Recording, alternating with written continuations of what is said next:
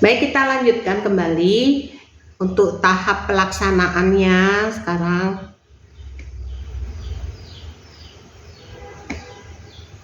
Nah, untuk tahap pelaksanaan dari Tepicsprung ini yaitu yang pertama, jelaskan dulu prosedur dan demonstrasikan kepada keluarga cara Tepicsprung kepada pasien yang akan lakukan. Karena Tepicsprung ini kan sesuai teori tadi dilakukan minimal 30 menit. Kan adik-adik belum tentu menungguin pasiennya selama 30 menit. Apalagi kita ada kegiatan lain atau ada kegiatan terhadap pasien yang lain. Jadi jelaskan dulu prosedurnya dan demonstrasikan kepada pasien. Yang kedua itu berikan kesempatan pada klien untuk buang air dulu sebelum dilakukan Tepicsprung. Karena apa? Biar tidak bolak-balik pasiennya bolak-balik. Jadi dia tidak maksimal yang akan kita berikan, perawatan yang akan kita berikan. Kemudian ukur suhu tubuh klien dan catat jenis dan waktu untuk pemberian antipiretik dan pada pasien. Jadi Tepicsprung ini membantu juga kalau dia di rumah sakit jam berapa mulai dikompres, kemudian waktu pemberiannya kapan, dan kalau ada obat atau antipiretik jangan lupa diberikan ya. Untuk bajunya kalau bisa itu dibuka seluruh pakaian pasien. Kalau pasien anak-anak tidak masalah ya kalau dibuka, yang penting sudah minta persetujuan dengan orang tua, dan alasi pasien dengan perlak. Yang selanjutnya, tutup tubuh pasien dengan handuk mandi, jangan lupa. Kemudian basahkan waslap dan lap mandi, usapkan mulai kepala dengan lembut yang lama, lap seluruh tubuh, kemudian meliputi leher, ketiak. Itu dia poin-poinnya, itu water Tepicsprung. Jadi dia ada dua yang dipadukan ya. Jadi di kepala, leher, ketiak, perut, ekstremitas atas, maksudnya di pangkal paha, itu dilakukan sampai ke arah bawah. Lap klien selama 15 menit dan pertahankan suhu air. Jangan nanti air yang kita gunakan sudah dingin kita pergunakan lagi. Tetap mempergunakan sesuai dengan suhu tubuh, karena fase yang kita inginkan adalah fase dilatasi, vasodilatasi dari pembuluh darah.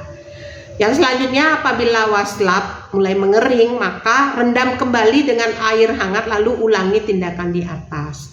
Jadi pasiennya kalau memang mau kencing, kasih kencing dulu, kemudian dia tidur, kita siapkan dilap sambil berlahan, dan di daerah-daerah yang titik poin akupunturnya lah, seperti di leher, ketiak, di paha, itu ditempel ya, dibiarkan ya. Kemudian hentikan prosedur jika klien sudah merasa kedinginan atau menggigil, atau segera setelah suhu tubuh mendekati normal.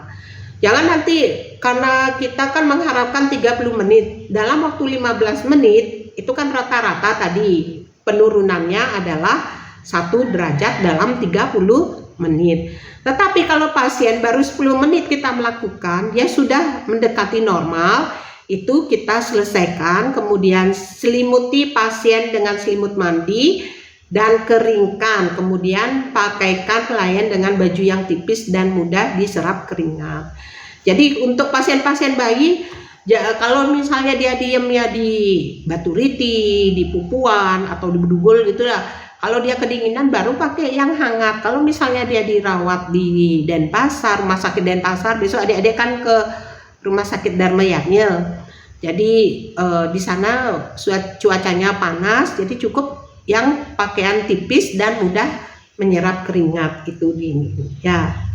Ini gambaran, mungkin pecah gambarnya, itu bisa contohnya kalian melakukan ngelap.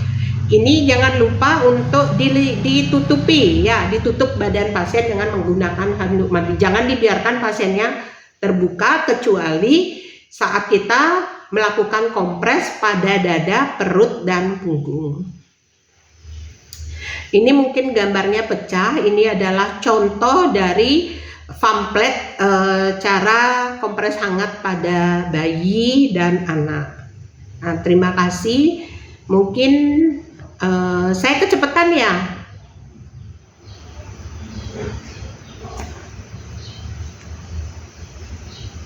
Tidak, Ibu, pas saya. Pas, iya. Iya. Mungkin ada pertanyaan karena kalau kita baca judulnya, Ibu aja baca judulnya, terus terang untuk perawatan anak itu kalau kebidanan Ibu sudah biasa kan istilah-istilah. Kalau tentang keperawatan ini Ibu baru baca, oh tentang kompres ternyata. Bagaimana sih mekanismenya kompres itu menyebabkan suhu tubuh anak dari panas menjadi dingin. Itu kan kalian sudah saya sampaikan tadi bahwa adanya rangsangan reseptor pada saraf di kulit, kemudian dia membawa impuls ke otak, ke hipotalamus ya. Dari hipotalamus kemudian dia memberikan sinyal bahwa badan ini loh dalam keadaan panas gitu. Jadi dia berusaha untuk menurunkan suhu ya. Di samping itu juga rangsangan panas itu juga menyebabkan vasodilatasi. Jadi pembuluh-pembuluh darah itu melebar. Kalau dia melebar pembuluh darah berarti akan terjadi penguapan. Itu sehingga mengapa teknik tepit Sprung ini akan menyebabkan suhu tubuh lebih cepat turun. Jadi ya. Dan secara jurnalistik bahwa tepit Sprung ini efektif menurunkan 1 derajat dalam waktu 30 menit. Itu yang kalian harus ingat. Jadi 30 menit kalau pasiennya udah dikompres, misalnya kalian pada saat sudah melakukan sama pasiennya sudah didemonstrasikan, pasiennya Bu nanti yang jaga Bu nanti dikompres, terus dikasih di ketiaknya, terus di pangkal pahanya atau dikompres di perutnya. Itu kalau sudah dingin dicek kembali, jangan lupa ya, jangan dicek kembali, jangan sampai pasien itu menjadi kedinginan karena beda-beda masing-masing orang. Apalagi dikasih antipiretik itu adalah obat penurun panas. Di antaranya obat penurun panas itu ada yang namanya ibuprofen, ada yang namanya paracetamol. Jadi kalau udah habis minum obat itu, makanya kalian pada saat minum paracetamol atau penghilang rasa pusing, keringetan enggak? Keringetan enggak? Iya, Ibu. Iya, keringatnya banyak ya. Itu karena terjadi vasodilatasi sehingga mengeluarkan keringat. Tuh. Mungkin dari materi yang saya sampaikan ada pertanyaan, silahkan. Ibu, saya izin bertanya, Ibu. Iya. Berarti kompres hangat itu sama dengan buli-buli panas nih, Kak, Ibu? Terima kasih, Ibu. Kalau buli-buli panas itu kan ada tempatnya ya. Buli-buli panas itu kan pakai apa namanya dia? Tuh saya punya di sini. Jadi itu diisiin air panas. Ini enggak dia. Kalau tepit Sprung itu dia pakai lap, jadi fungsinya biar ada evaporasi pengeluaran. Kalau itu pakai buli-buli panas tuh kan dia airnya panas hangat terus ya. Tuh. Beda dia ya. Kalau fungsinya buli-buli panas itu adalah satu daerah tertentu saja, misalnya cedera atau misalnya dia sakit punggung, itu ditempel itu aja. Sedangkan tepit Sprung ini adalah semua. Jangan nanti buli-buli panas itu ditaruh di ketiak, di ini itu nanti bahayanya, apalagi bayi. Kalau dia sampai melumber atau dia pecah atau dia sampai terbuka akan menyebabkan trauma pada bayi ya, jadi kena air panas. Beda Juni. Untuk buli-buli panas sudah ada yang masuk materinya? Oh, belum nih, Kak, Ibu. Nah, Belum. kalau buli-buli panas tuh ada namanya pakai sejenis karet ya, dan itu tidak kecil, lebar ya, gede-gede. Nah, saya pada pasien melahirkan itu juga dipakai untuk iniin kontraksi. Bagaimana Juni bisa ya, beda ya antara tepit Sprung dengan buli-buli panas, beda. Kalau tepit Sprung pada titik-titik tertentu tujuannya adalah untuk menurunkan panas tubuh, sedangkan buli-buli panas itu adalah untuk mengatasi ketidaknyamanan, lebih dia non farmakologi tapi lebih ke pengobatan ya.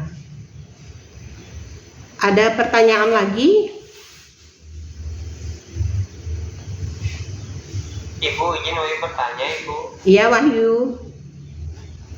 Izin bertanya Ibu terkait kejang pada anak Ibu. Bagaimana cara menghindarinya dan apa yang harus dilakukan jika anak mengalami kejang Ibu? Terima kasih Ibu. Iya.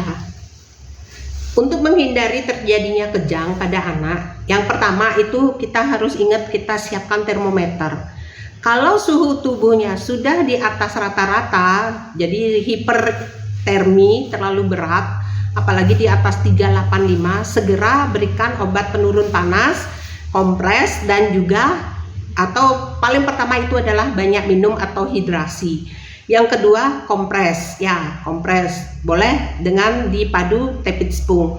Yang ketiga itu adalah kita berikan obat penurun panas. Penurun panasnya itu Wahyu ada dua, boleh yang per oral, jadi diminumkan. Kalau pasiennya muntah bisa suppositoria, jadi dimasukkan ke anus itu. Dan apabila seorang bayi sudah terjadi kejang, yang pertama dilakukan ini, siapkan bebaskan jalan napas, itu yang utama, karena kalau dia kejang itu yang menyebabkan kematian ya. Bebaskan jalan napas dengan cara apa? Makanya kalau misalnya ada yang kejang kan pakai sendok, bisa pakai tangan ya, diginiin biar dia bisa bernapas, kemudian buka bajunya, cari angin, nah evaporasi. Usahakan tidak dikelilingi banyak orang karena dia masih memerlukan oksigen.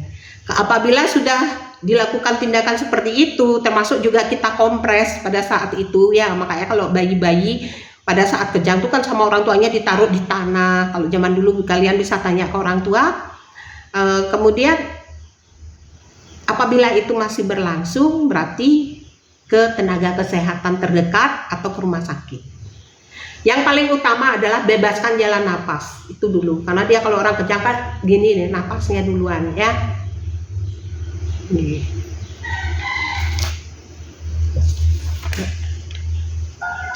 Ada pertanyaan lagi? Baik Ibu, terima kasih Ibu. Iya.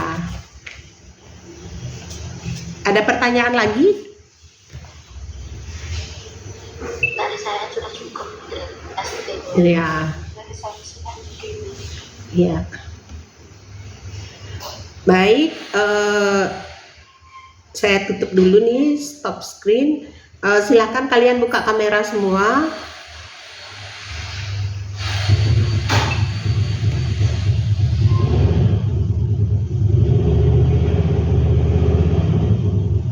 Semua hadir ya.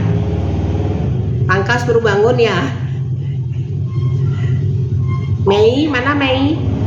Mei, Sekarwangi, Dewi Gali, kalian bisa buka kamera. Anggi, Leoni,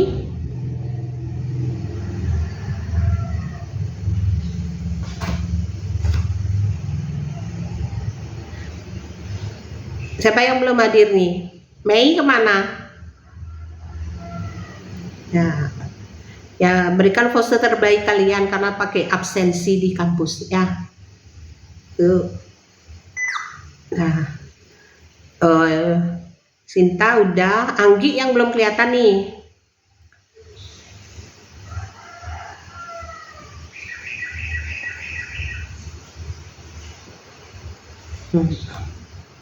Ya, terima kasih adik-adik. Kalau tidak ada pertanyaan untuk materi hari ini saya akhiri. Jadi kalian ada pembelajaran lagi? Kalian ada pembelajaran lagi? Ada di Ibu ya. Di alamat Ibu.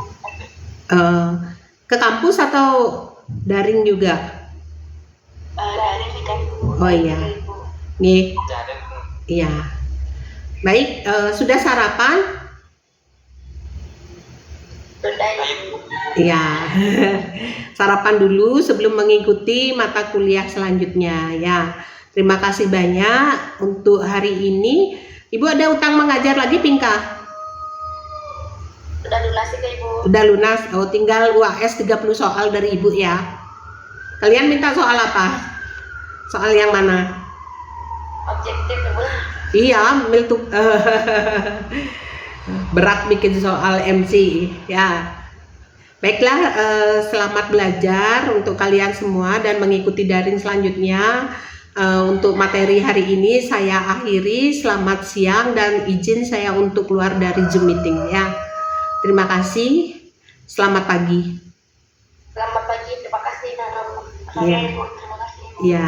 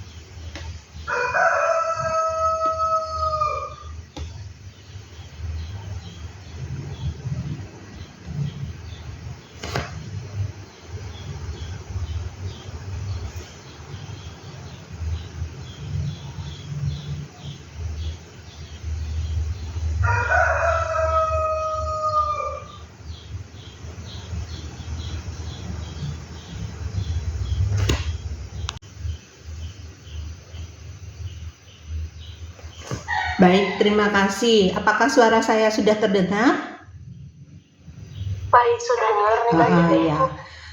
Kita mulai saja ya, karena sudah jam 9. Waktu yang diberikan kepada saya berapa menit, Pinka? Sampai jam? Sampai jam 11.40 jadi sedikit. 10.40 ya. Baik, kita manfaatkan waktu dengan sebaik mungkin. Kita mulai dulu untuk topik pembelajaran kita, kuliah kita pada hari ini, yaitu tentang tepit spong. Dari kalian apakah sudah ada yang pernah mendengar tepit spong? Dari saya belum Ibu. Yang lain sudah pernah dengar? Dari saya belum Ibu. Oh ya. Dari saya belum Ibu. Iya. Kalau kalian pernah dengar nggak tentang kompres panas? Kompres panas. Iya. Iya. Kalau kalian misalnya demam di rumah, dikompres nggak sama orang tua kalian? Dikompres Ibu. Iya. Nomor absen berapa ya? 3. Coba ceritakan pada saat dikompres hangat dengan orang tuanya pada saat sakit waktu kecil. Silakan kalian bercerita apa saja yang dilakukan oleh orang tua kalian begitu kalian panas. Karena ini ada hubungannya tepit spongnya. Absen 3 siapa? Pangkas nih Ibu. Sudah masuk? Belum. Absen 10. Siapa absen 10? Saya ditunggu. Ya. Bisa diceritakan namanya siapa? Karena Ibu tidak buka layar, jadi kalian ini sebentar. Perkenalkan nama saya Lode Siswati Ibu. Ya, Lode. Dulu kan Bu, waktu kecil tuh pernah demam dan dikompres dengan orang tua. Itu menggunakan kayak lap itu loh Bu. Ya, pakai lap. Terus airnya air apa? Air hangat kuku gitu loh Bu, nggak panas nggak dingin. Hangat, suhu normal ya, suhu normal. Iya. Iya. Terus apa yang terjadi setelah dikompres? Dikompres di bagian mana saja, Lode? Di kening Ibu, di kening. Terus di bagian kayak di apa namanya? Di lekat-lekat di bawahnya tuh Bu. Iya, terus? Setelah dilakukan itu ya beberapa hari kemudian agak lebih mending di tubuh. Berapa hari apa berapa menit apa berapa jam? Berapa jam kalau nggak salah, Bu? Iya. Jadi tepit spong. Iya, terus setelah dilakukan kompres, Bu, Nih. selang berapa jam suhu tubuhnya semakin normal. Iya. Pada saat itu minum obat enggak? Ada minum obat? Minum paracetamol aja, Bu. Oh iya. Nih, ada lagi yang punya pengalaman selain Lode Sinta tentang kompres? Nah, kita bahas dulu satu persatu, nanti di tengah saya menyampaikan materi, nanti kita saling sharing. Jadi sebenarnya tepit pos itu, sebentar ya. Jadi tepit spong itu adalah sebenarnya sama dengan kompres ya, atau kompres hangat, tetapi pada daerah-daerah tertentu yang dilakukan pada pasien dengan hipertermi atau suhu tubuh melebihi dari normal. Untuk suhu tubuh sendiri normalnya berapa adik-adik? 36,5 sampai 37,2 nih Kak Ibu. Iya. Apabila sudah setelah dilakukan pemeriksaan suhu tubuhnya meningkat, itu ya pada bayi-bayi itu, apalagi dia sampai suhunya 38 derajat Celcius, itu sudah termasuk hipertermi. Jadi hipertermi itu adalah peningkatan suhu tubuh yang berhubungan dengan ketidakmampuan tubuh untuk menghilangkan panas ataupun mengurangi produksi panas. Jadi kalau pada bayi itu biasanya kita tidak punya termometer, ibunya di rumah kalau tidak punya termometer bisa menggunakan telapak tangannya. Telapak tangan bayi ditempel aja ke ibunya. Kalau dia udah terasa panas, misalnya tidak punya termometer, itu bisa kita lakukan kompres atau dengan banyak minum, karena itu merupakan peningkatan suhu tubuh. Berarti di dalam tubuhnya itu ada sesuatu yang tidak nyaman atau tubuh tidak mampu untuk menetralisir. Dan demam ini merupakan suatu gejala, bukan suatu penyakit, karena dia itu adalah hipertermi ini terjadi karena beban yang berlebihan pada mekanisme pengaturan suhu tubuh.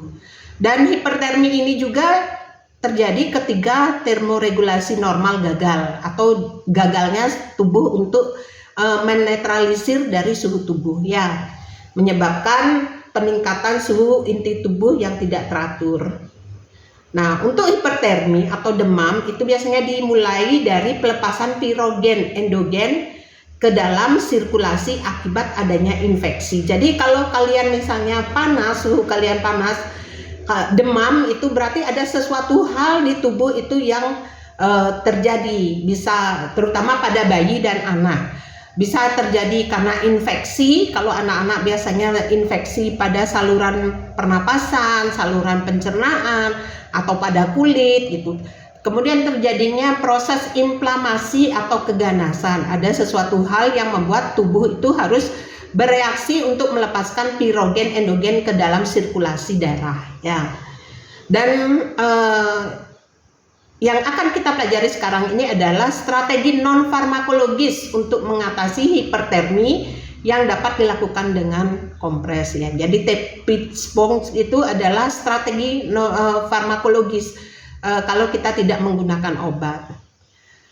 Nanti ada di dua itu, yaitu tentang kompres seluruh tubuh dengan air hangat, di mana untuk memfasilitasi pengeluaran panas serta dibutuhkan untuk meningkatkan keefektifan pemberian antipiretik. Jadi seperti tadi Sinta dapat obat paracetamol sebagai antipiretik dan juga dibantu dengan kompres. Jadi ini ada dua yang saling akan membantu ya. Salah satu penerapan dari kesehatan yang dapat dilakukan pada anak yang menderita hipertermi adalah dengan menggunakan kompres tepit spong. Tepit spong itu sebenarnya sudah dilakukan oleh ibu-ibu kita di rumah, nenek-nenek kita sebelumnya. Cuma ini kalau kita baru baca sepertinya apa sih tepit spong? Itu tepit spong yaitu adalah kompres pada pasien panas ya. Nah, ini yang saya sampaikan tadi.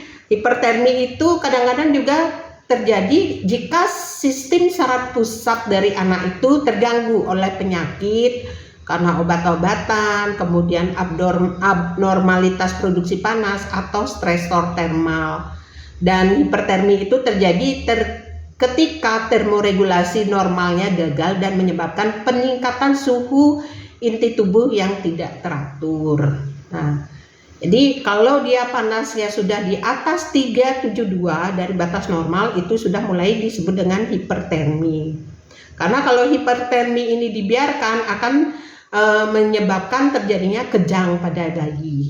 Nah, bayi pada saat panas itu dia bisa kehilangan panasnya melalui 4 cara.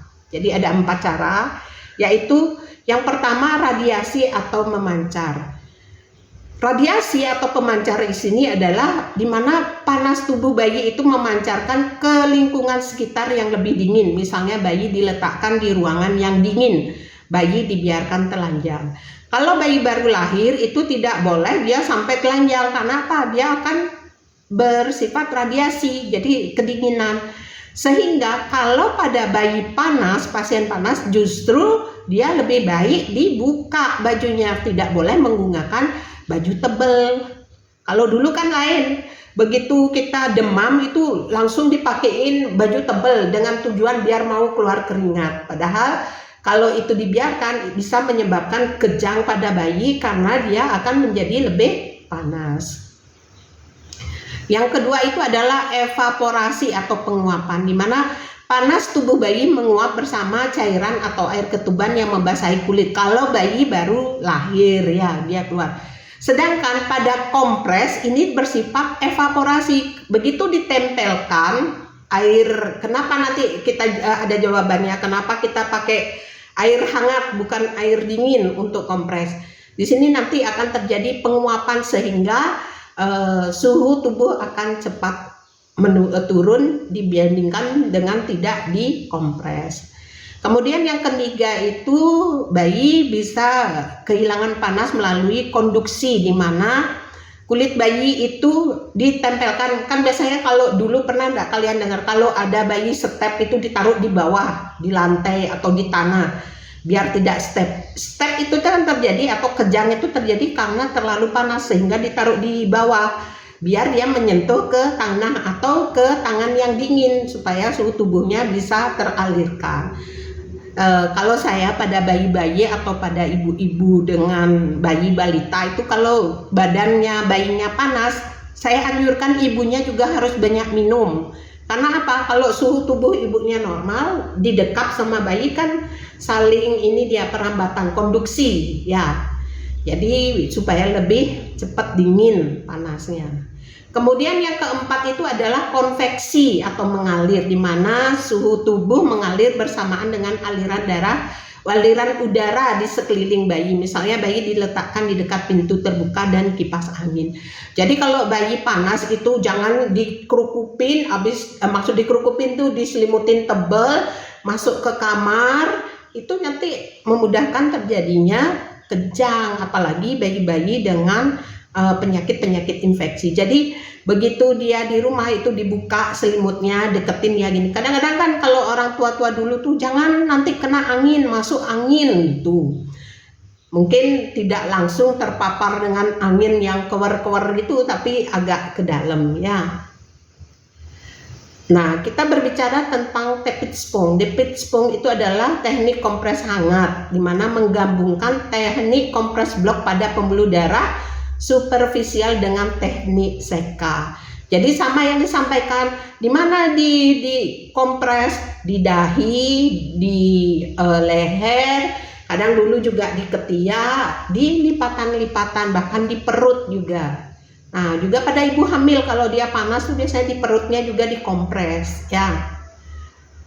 Tepit spong ini efektif untuk mengurangi suhu tubuh yang panas pada anak dengan hipertermi dan juga membantu mengurangi rasa sakit dan ketidaknyamanan. Misalnya kalau kalian bengkak itu tuh bisa dikurangi dengan rasa sakitnya dikurangi dengan kompres hangat. Tepit spong ini bekerja dengan cara mengirimkan impuls ke hipotalamus. Jadi tepik spong itu kompres menggunakan suhu hangat, ya, suhu hangat. Kalau zaman saya dulu, kalau anak-anak panas itu justru dikompres pakai es.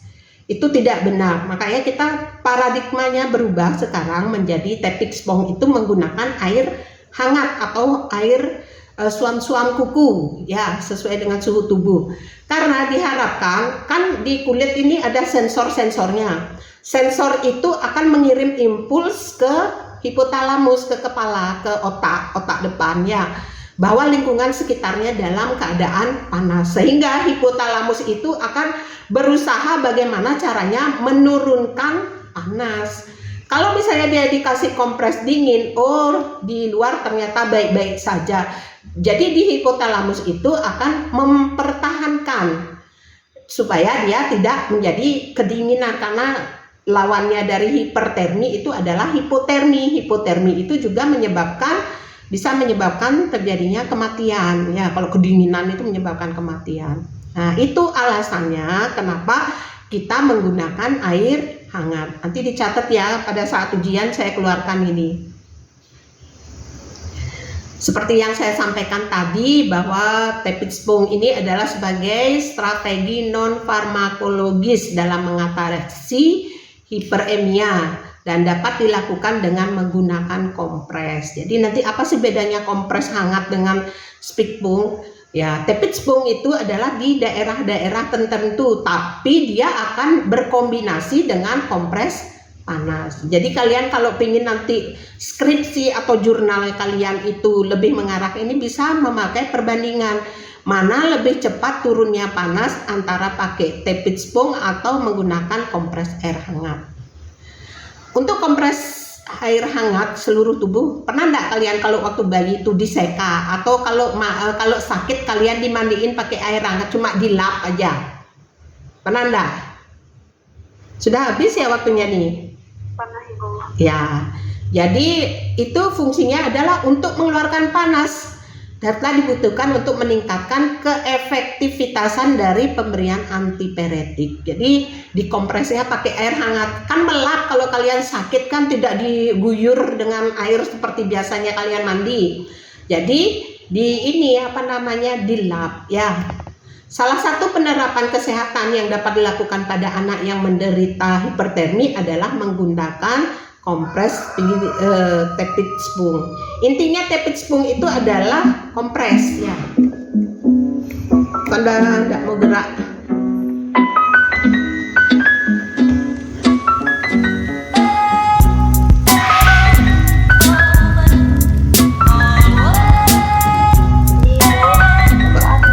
Oh ya, ya.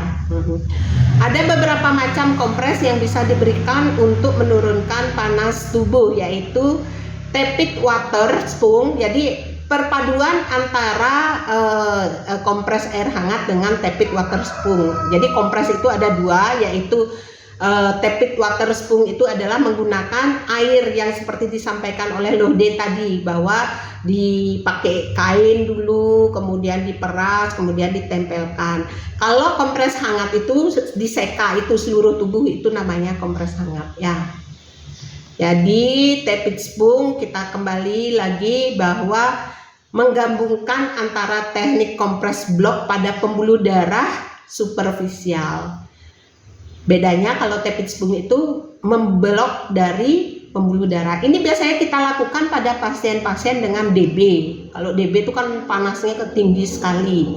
Kalau kita seluruh tubuh terus dikasih kompres itu kadang tidak menjangkau, makanya digunakan tepik spong.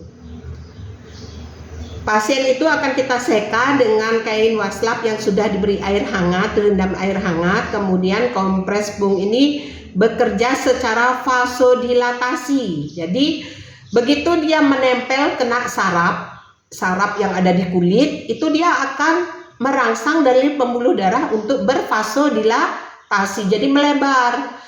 Kalau dia melebar berarti terjadi proses evaporasi, keluar dia panasnya, tidak mendekem dia di dalam. Nah, perpaduan antara water tepid spoon itu adalah prosedur untuk meningkatkan kontrol kehilangan panas tubuh melalui evaporasi dan konduksi.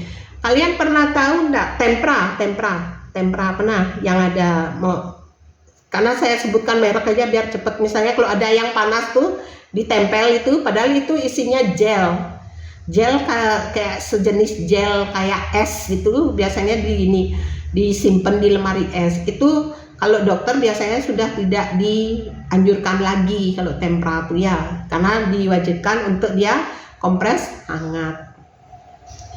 Kompres hangat adalah tindakan menggunakan kain atau handuk yang telah dicelupkan ke air hangat ditempelkan pada bagian tubuh tertentu sehingga dapat memberikan nyaman.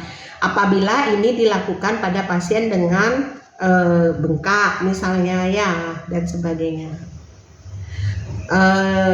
Dari beberapa penelitian itu menyatakan bahwa suhu rata-rata setelah dilakukan tindakan kompres tepid spoon itu sebelum tindakan itu 386. Setelah 30 menit, nah bukan berapa hari, berarti 30 menit itu dia akan turun suhunya 1 derajat ya. Dengan memberikan tepid spoon ini diharapkan atau berdasarkan hasil penelitian itu adalah kalau dulunya panasnya 386 itu dia dalam 30 menit akan turun 1 derajat yaitu 37,6 derajat Celcius. Berarti itu sudah senada dengan penelitian dari luar negeri. Nah, kompres tepid spoon ini terhadap penurunan suhu tubuh anak 1-10 tahun itu sangat efektif, apalagi untuk anak-anak yang susah untuk minum obat. Nah, untuk kompres hangat adalah metode fisik untuk menurunkan suhu tubuh bila suhu seseorang mengalami demam. Kompres tepid spoon merupakan teknik kompres yang hangat menggabungkan. Jadi sebenarnya ini adalah yang sudah biasa kalian lakukan, hanya nanti di akhir bagaimana sih tekniknya yang benar. Untuk kalian masih sekarang kalau panas masih dikompres enggak? Masih dikompres enggak? Iya. Jadi kalau adik-adik panas itu satu, usahakan banyak minum dulu ya. Begitu juga dengan pasien. Rehidrasi cairan, berikan dulu cairan yang cukup pada tubuh. Kemudian yang kedua itu teknik kompres. Berikan kompres. Kalau sudah kompresnya tidak berhasil baru minum obat ya. Jadi untuk kompres tepid spoon ini hampir sama dengan air hangat biasa, hanya saja ada di 5 titik.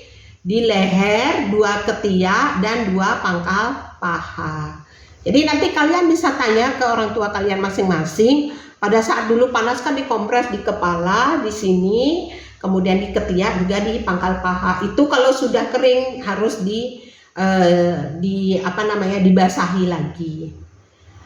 Dan ditambah juga menyekal bagian perut dan dada atau seluruh badan dengan kain. Misalnya kalau panasnya terlalu tinggi, kita yang diharapkan adalah evaporasi dan konduksi ya. Selain di kepala, leher, ketiak, pangkal paha, bisa juga nanti ditutupin, diselimutin pakai kain atau pakai handuk yang basah dengan tujuan terjadi penguapan sehingga menurunkan suhu tubuh.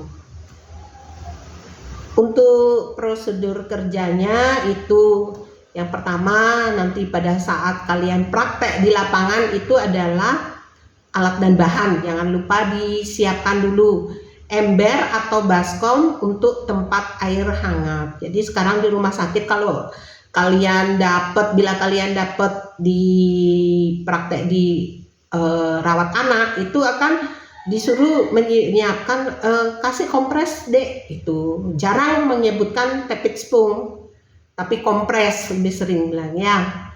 Lap mandi atau waslap sesuai yang diperlukan, misalnya diperlukan untuk di kening, kemudian di leher, ada yang di ketiak atau ada yang di sini, atau juga waslap ini diganti dengan has atau kasa. Kalau di rumah sakit bisa pakai kasa terkadang ya. Kemudian handuk mandi selimut mandi, perlak, dan termometer digital. Itu untuk prosedur kerja yang perlu disiapkan alat dan bahannya. Nah, untuk tekniknya jangan lupa kalian mencuci tangan 6 langkah sebelum kontak dengan pasien dan lingkungan pasien. Untuk 6 langkah masih ingat? Cuci tangan 6 langkah? Tangka sudah bergabung? Tangka sudah bergabung nomor 3?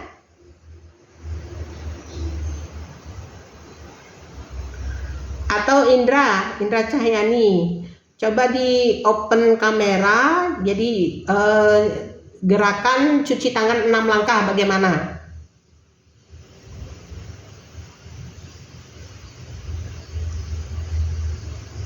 Ya, bisa Indra. Tahap 1. Tahap 1 itu telapak tangan. Ya. Telapak tangan. Ya, dilihatin di kamera. Telapak tangan. Ya. Habis itu yang kedua, lalu punggung tangan. Habis itu sela-sela jari. Yes. Habis itu kunci. Lalu putar. Lalu yang terakhir ini, Bu. Apa? Ibu jari. Ibu jari. Iya. Ada yang ingin menambahkan? Ada yang ingin menambahkan? Ya, nanti kalian jangan lupa untuk cuci tangan 6 langkah, tetap harus ingat karena pada saat kalian akan praktek itu pasti akan ditanya lebih dahulu oleh pembimbing lapangan ya, cuci tangannya ya. Saya pun ujian kemarin cuci tangan yang pertama, kalau cuci tangan sudah salah berarti kita sudah tidak bisa mengikuti kegiatan selanjutnya. Untuk tahap pelaksanaannya itu adalah yang pertama tetap jelaskan prosedur kepada keluarga, bagaimana kita caranya melakukan Tepixbung. Habis ya?